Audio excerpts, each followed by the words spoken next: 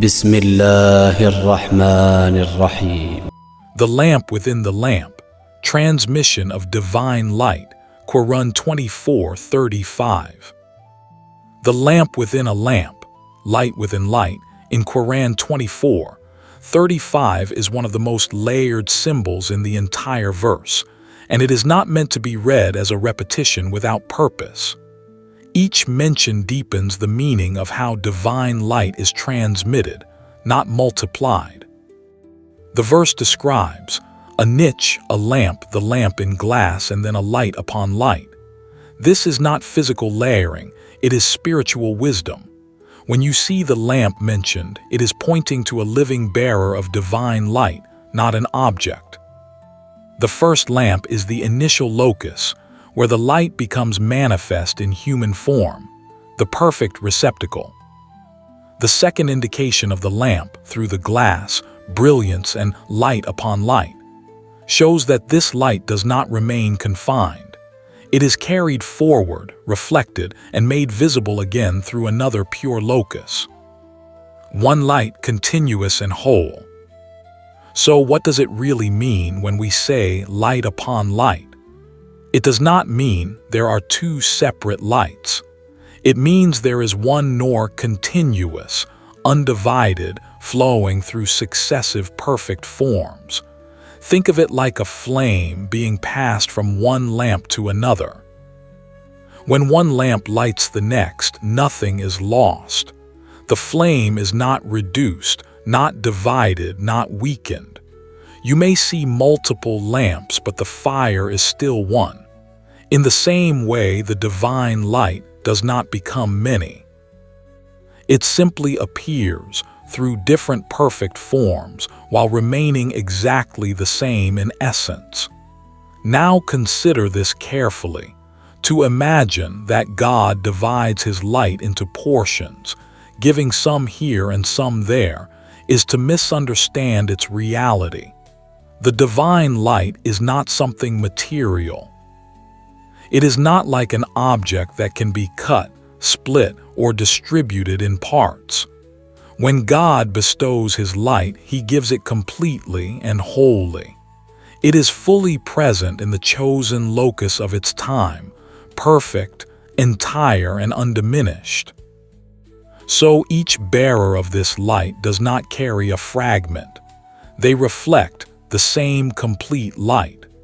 Like a clear mirror reflecting the sun, the mirror does not contain only a piece of the sun. It reflects the entire sun perfectly without dividing it. This leads to a simple but powerful understanding. The light is always one, the manifestations are many, and the continuity is never broken. This is the true meaning of nor run Allah nor light upon light. Not one light added to another, not one divided into many, but the perfect continuity of a single eternal reality, always present, always whole, always guiding. From niche to light upon light, the living chain of divine guidance. This is why the imagery shifts, because each symbol is not isolated. It is part of a living, connected reality.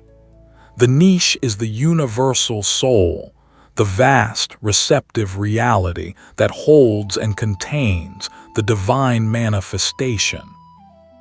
The lamp is the Imam of the time, who is always present and living in this world. The bearer, through whom the divine light becomes visible, accessible, and guiding. The glass is the protecting clarity through which that light shines without distortion, the purified medium associated with the Prophet Muhammad, through whom the light is perfectly revealed and safeguarded. And then comes nor run Allah nor light upon light, which signifies the continuity of Imamat. Here, the meaning deepens. The divine light itself remains eternal, unchanged, and undivided. What changes is only the physical form. As each Imam completes his cycle in time, the same light continues in the next Imam, fully present, fully whole, guiding according to the needs of that age and the condition of humanity. So what appears outwardly as addition is not an increase in the light itself. It is a deeper unfolding of its wisdom, its application, its expression, its guidance within the changing realities of the world.